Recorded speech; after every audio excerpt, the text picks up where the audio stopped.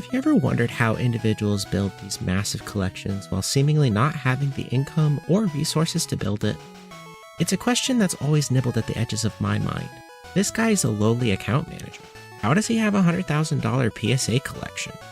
This lady is a mildly successful YouTube creator and spent a long time being not that. How does she have such a fabulous Pokemon merchandise collection with some very expensive pieces? Today, I hope to enlighten you on a somewhat unintuitive way they did it, and how you can use that lesson to help build your collection.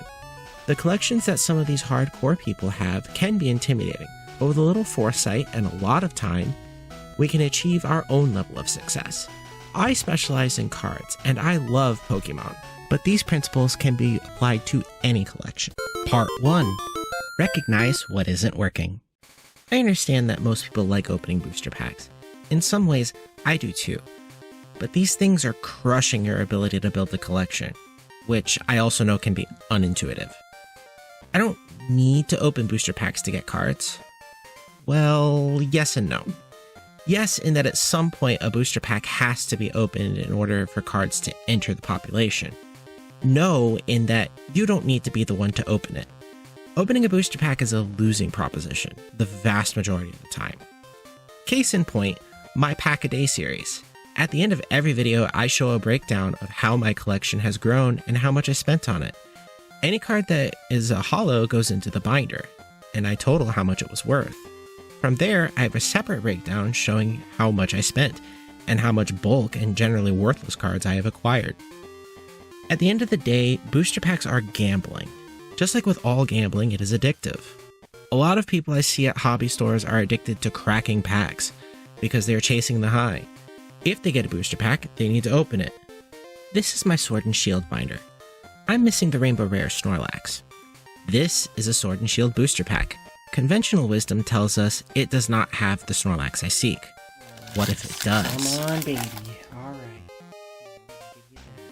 There you go. Alright, I want that Snorlax. 2, 3. Alright, here we go. Ready? Here we go. Chinchou. Diglett. Ferroseed, Goldeen, Roselia, Raboot, Rare Candy, Lumberry. It's all garbage. Alright, here we go. Come on. Sableye! Fuller! Nice! But I need the Snorlax. Surprise, it does not have the card I am seeking. The price of opening a booster box of Sword and Shield base right now will cost me $270. That means this pack costs $7.64. So it was super not worth it. This has always been true, and for the most part it always is.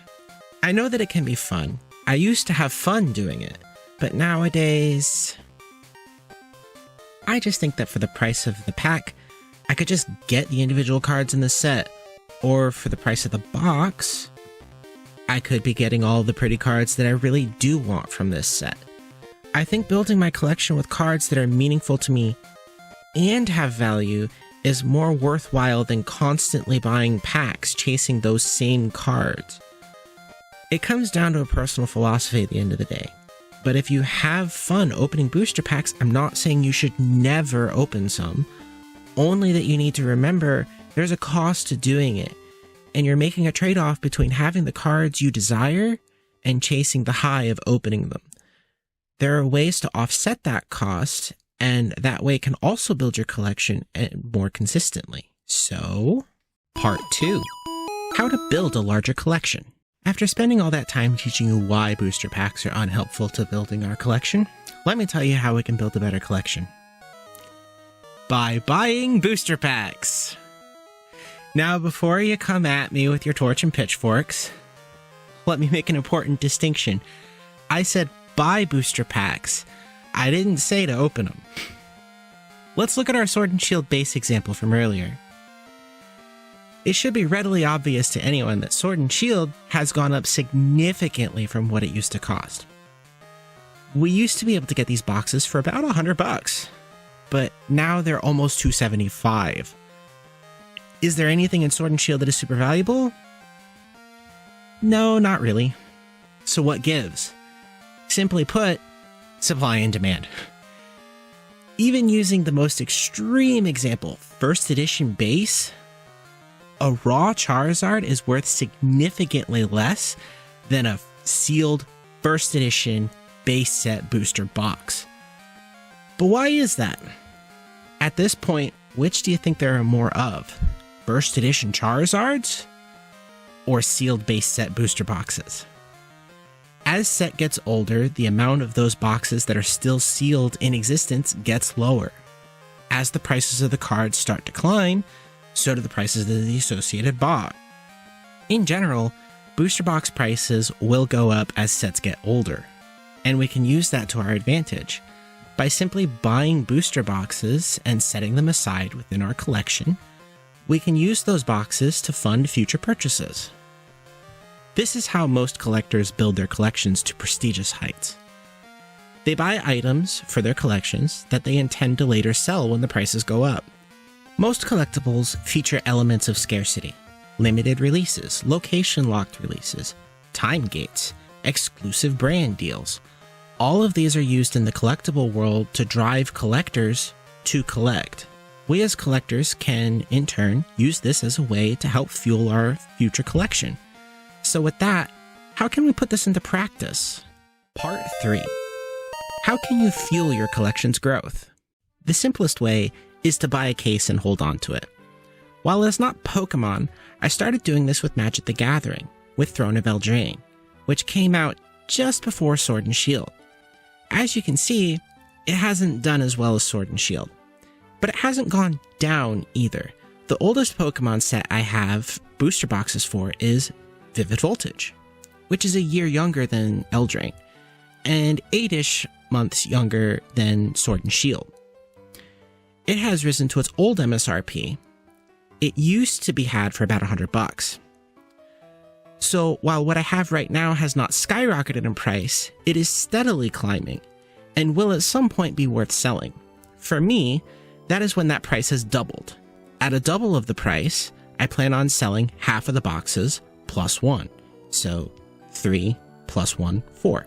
That will allow me to get money out and buy a case of the newest set, and then take that 1 extra unit of sales to buy the cards in the set that are on the higher end, like the Rainbow Pikachu VMAX, whose prices remained much flatter over the same time period. But I also know that $600 to just sit and do nothing is a tall ask. While I personally may be comfortable with that, I know that there are people who aren't. So, are there any alternatives? So the first thing we can do is simply buy 2 booster boxes. If you need to open a booster box per set, because that is what you've always done, go ahead and do it. There's no reason you can't have your fun, but I would suggest buying a second box as well. While this will grow your collection at a slower rate, you'll still grow simply by using that box to purchase the cards you missed along the way. Your collection will grow with the cards that you want, and you can still open packs. If 2 boxes are outside of your budget, I suggest buying 2 Elite Trainer boxes instead of 1 booster box. You can open one of them and hold on to the other.